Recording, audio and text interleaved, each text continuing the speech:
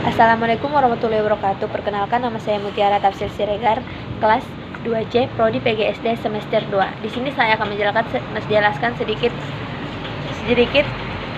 presentasi saya tentang makalah IPS dengan judul Makalah IPS Penilaian dalam IPS. Latar belakang, penilaian merupakan serangkaian kegiatan yang memperoleh atau menganalisis, menafsirkan baik proses maupun hasil belajar peserta didik yang dilakukan secara sistematis dan berkesinambungan.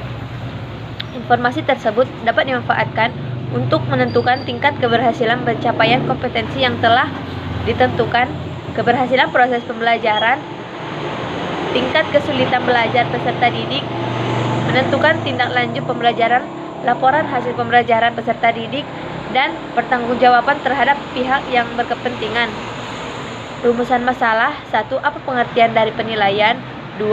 Apa prinsip dan acuan pada penilaian IPS?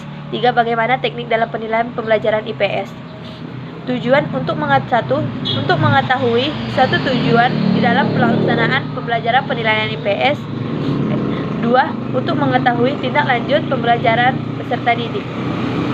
Pembahasan pengertian penilaian.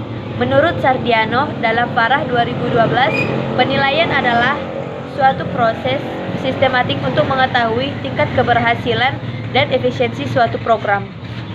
Tujuan penilaian menurut Ankunto dalam Farah 2012, tujuan penilaian sebagai berikut: 1.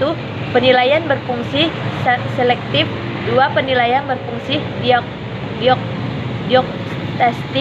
3. Penilaian bersifat sebagai penetapan. Dan 4. Penilaian berfungsi sebagai pengukuran keberhasilan.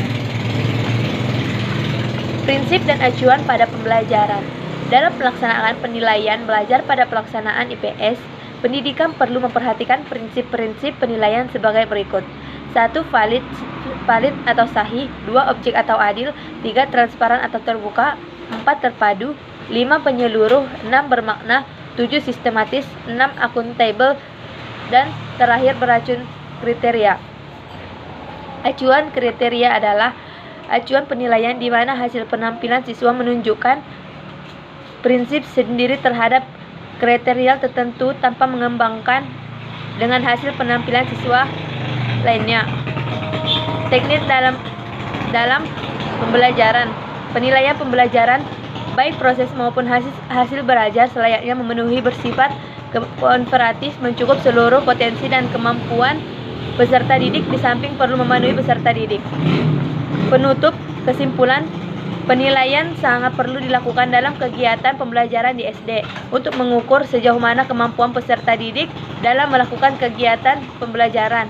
Saran, seorang guru harus memahami penilaian dan dalam melakukan penilaian dengan sistematis yang telah ditetapkan serta penilaian yang memenuhi syarat dengan yang terdapat pelaksanaan penilaian. Mungkin cukup sekian hasil presentasi saya.